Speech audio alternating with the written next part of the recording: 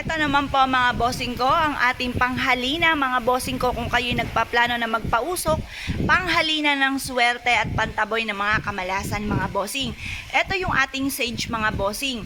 Mag-wish ka na habang kayo ay nagpapausok. Pagtapos na kayo magpausok, pwede nyo na po siyang i-off para sa susunod muli na pagpapausok nyo ay meron pa kayong magagamit. Kasi sayang naman po siya kung ubos po siya ng ubos mga bossing.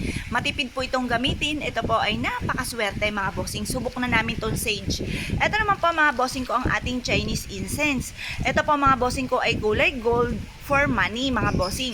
Pwede ka magpausok ng 1, 3, 5 or 7 mga bossing. Para tuloy-tuloy ang pasok ng swerte, laging magkaroon ng malaking benta, laging swerte ang dumating at walang kamalasan, taboy kagad ang kamalasan at pasok ang swerte. The best itong ating Chinese incense na gold mga bossing. Ito naman po mga bossing ko ang isa sa mga paborito ko at ito ang araw-araw kong pinagpapausok mga bossing. Swerte